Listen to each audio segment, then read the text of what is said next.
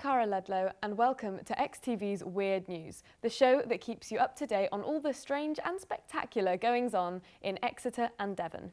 On the show today, we're going to be talking to Elliot Hollingsworth. So welcome to the show, Elliot. Elliot.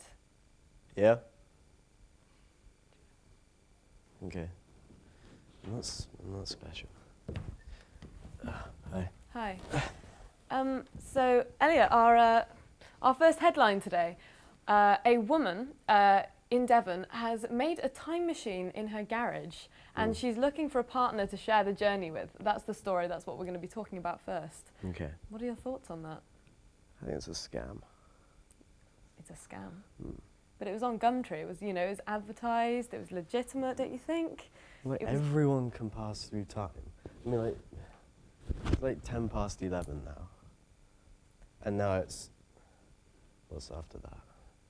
11 past 11 now. Yeah, that's true. Like, watch, okay? Oh shit, you're right. I know, right? It's That fucking was- cool. Literally traveling in man. time. I'm not sure what the fuck this lady is all about, though. Well, I think she's just, like, desperate. oh, so you feel that, you know, her actually asking for a partner to share the journey with, what she really means is not share the journey through history, but share the journey through any amount of time that is in her life. You could say every relationship is a history, though. A history of pain and suffering and misery, but... Well, I suppose. I'm sorry to hear that, but... Yeah, it's... We won't talk about that. That doesn't matter. That doesn't matter. Right. But it's definitely an interesting possibility for us to look into, and that's why we've got Elliot on the show today, to bring these kinds of thoughts forward. Thank you. That's okay. And also, I just wanted to bring this up because obviously this woman's made a time machine. Obviously, it's quarter past. Yeah. Like, And just seriously look at the clock. okay, whether it's clock, whether it's time machine, just wanted to bring up the fact that our very own Matt Whittle of XTV, he also made a time machine, possibly, on a show for XTV. I've got it here. And I just thought that maybe we could, you know, give it a go. I mean, it's nothing, it's not a big deal anymore. I mean, it's not the first time machine, so what do you think? No, I don't trust it. You don't trust it? I mean, there's a massive, like, red button here. Do you think that you push the red button? Is that... Well, I'm gonna just give it a go, okay? You ready?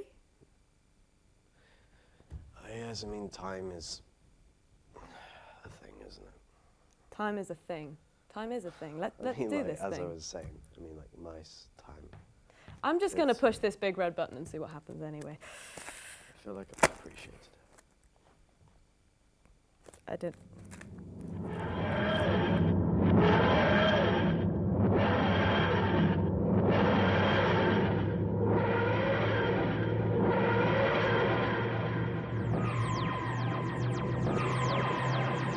Where the fuck am I? Oh my God! A talking seal! My name's Andre the Talking Seal. Show some goddamn respect. You can sit up straight for one thing. Where even am I? Is it a TV set? Yeah, it is. I can see the camera. Yeah, I see you behind there. You're not funny.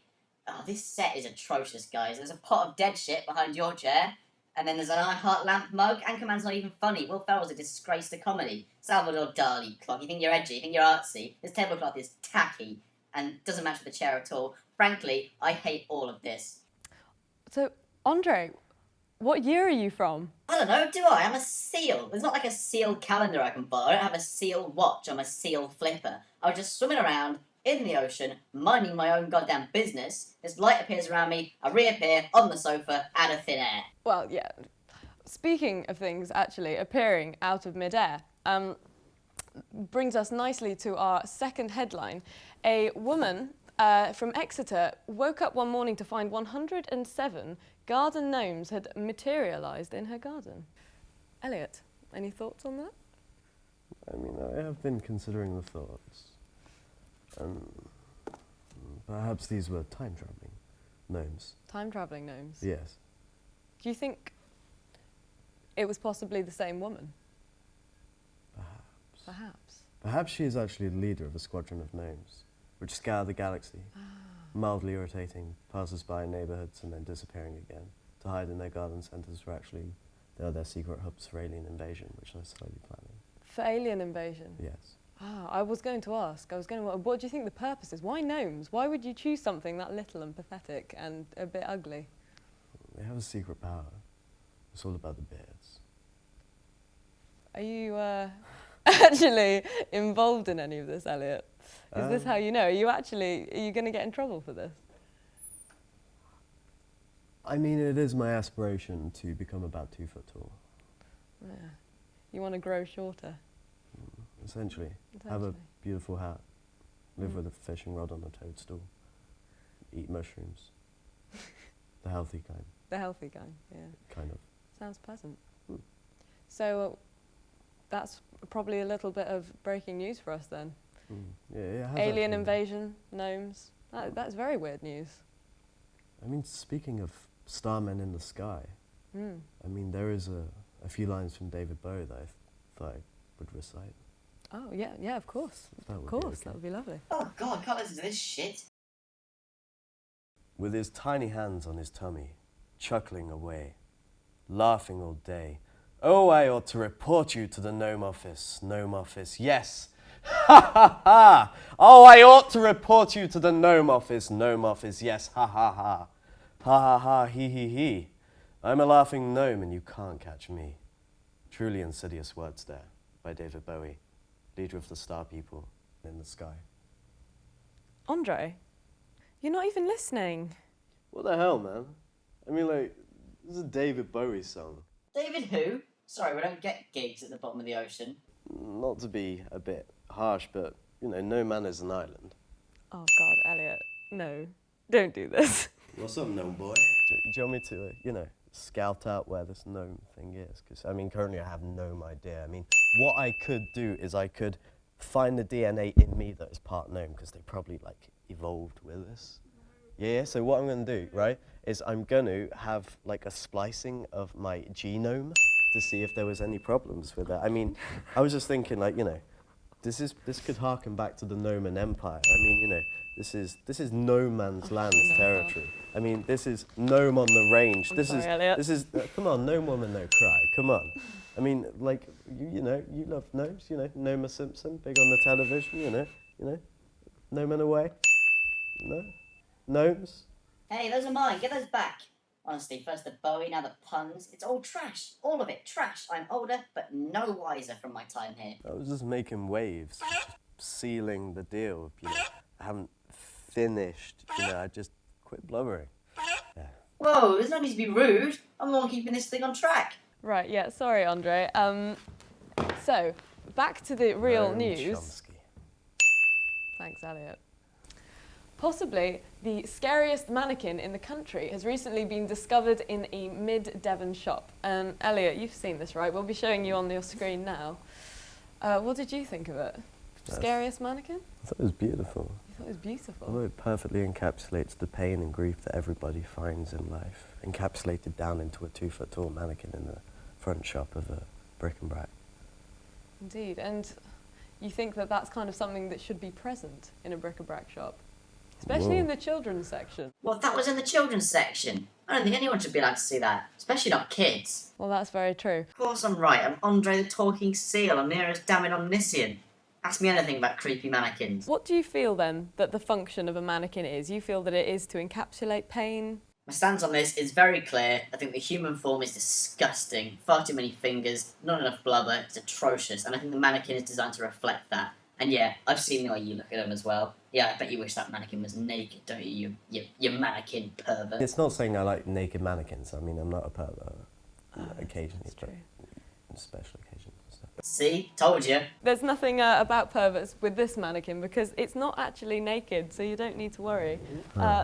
It was actually sporting a beautiful garland. We've actually got a feather boa because of budget restrictions, but I've realised that I've actually been wearing a garland wrong all these years. Like, you don't just wear it like this. The mannequin exemplified this perfectly. You have to put it like around your front, and then it's like all joined up here, and this is actually the way that the mannequin had it, so I'm guessing that this is correct. It kind of looks like a cape. A bit like a cape. Chewed up by like a badger. A cape chewed by... Well, I don't know. I guess that's the in thing.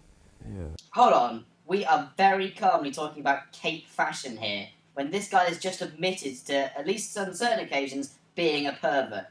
At least admit it, man. Come on, admit. You want to have sex with that weird, demonic 2-foot mannequin. Anyway, I'm going to take this off because it's quite hot. But Yeah, I do.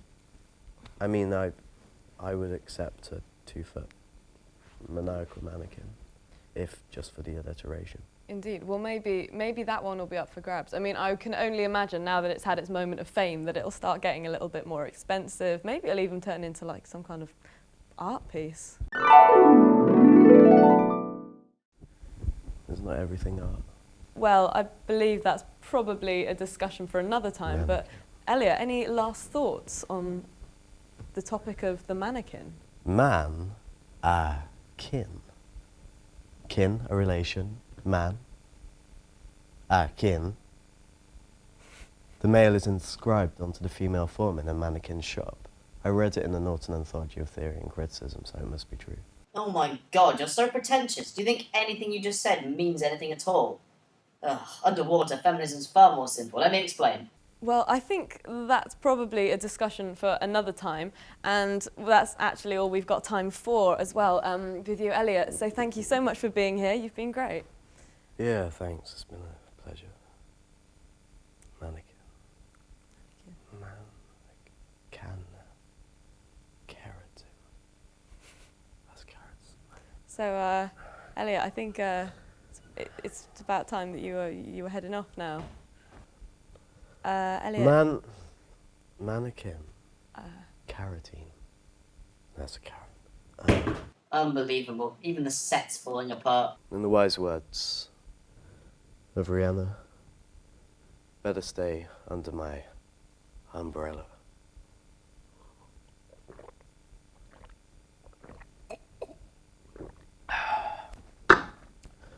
All the time in the world. All the time in the world? What does he mean by that? Bye, Elliot. Hey, why is he meant to stand up here? Why is he standing up? Whoa! Under sheet. Ow! Elliot, Hey, what's the love handles, that's not mate? yours. Pierce proof. Hey, put me down! Pierce proof. The tattoo I got in Thailand. Elliot, that's not your seal. I read Andre. it now. Cara, you've got fingers. Help! What the fuck, Elliot? Wait, where am I going? Cara, help! Cara, help me out here! Wait, Cara! Anyway, to give a roundup of other weird news that has been happening in the local area, a man has revolutionised sausages by crossing a sausage and a donut, which is aptly named a dossage. Police have also issued a warning against middle-class wood burner thieves who are stealing firewood for their own personal use. Jellyfish have also invaded the Devon coast. I don't know where they came from, probably from outer space. I would advise that you bar your doors and your windows, you get your shotgun from your basement, and oh my god, there's one now! Oh, I should probably just clean that up. On a slightly lighter note, the Exeter peacock, thank God, has finally been found. Thank you so much for watching, and I guess now that we know the time machine's working and now that the show's over, I can rock back to Woodstock to see Jimi Hendrix. Now, where's the time machine? Elliot! Oh, shit! Get back! Back! Back! Get back! No! No! No! No! No! Under the sea, darling, it's better down where it's wetter. Take it from me. Up on the shore, they work all day. Out in the sun, they slave away. While they devoting full time to floating. Oh God. Oh God. If you're watching this, please help. Please help me. I'm only a seal. I'm in the wrong place and the wrong time. Oh God.